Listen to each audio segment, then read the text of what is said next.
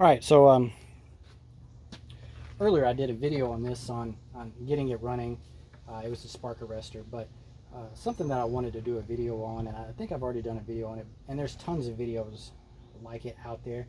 This is definitely not going to be the first video, and I'm not the best at it, but adjusting this idle screw, and I don't know if you can see, let's get this out of the way. We got the idle screw, the low, and the high. And the high works more about when you're actually in the wood and you're trying to get the top revs.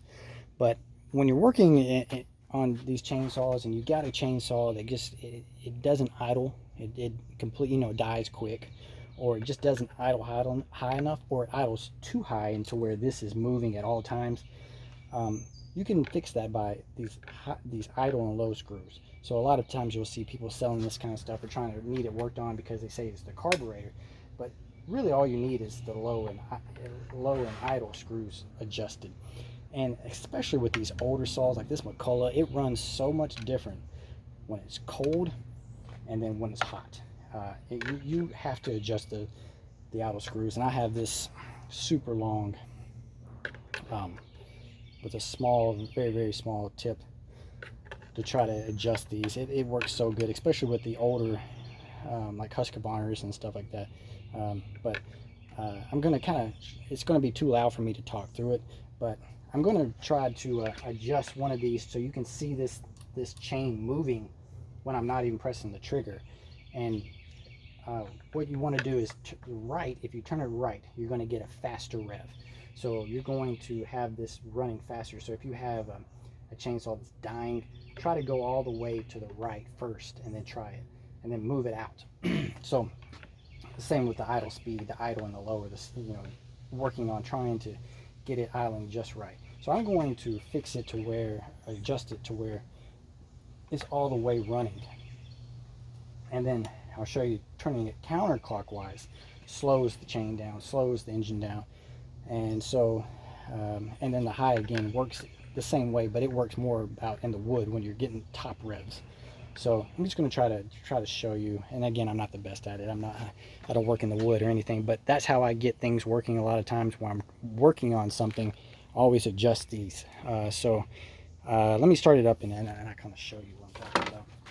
All right, so get it to a little bit to the right. And let me go a little bit further, so it's actually running high. So let me get this in here, running a little bit high.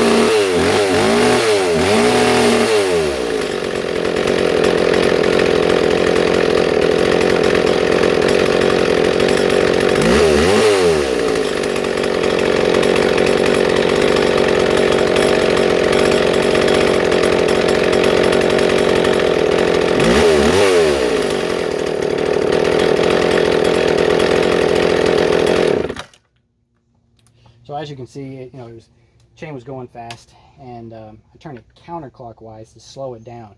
And every time I make an adjustment, I give a trigger pull to get the engine going right. So a lot of times you'll mess with it and you'll go so far, and then you haven't pressed the trigger, and then you're not going to get it to where it should be. So making a little adjustment, press the trigger, make a little adjustment, press the trigger, and then you can get the chain going just right, or the engine. And this goes for not every chainsaw or weed eater has the high low and the idle adjustment. A lot of them just have the idle. So and some you have to pull off the caps and different things, but that's not a video for that.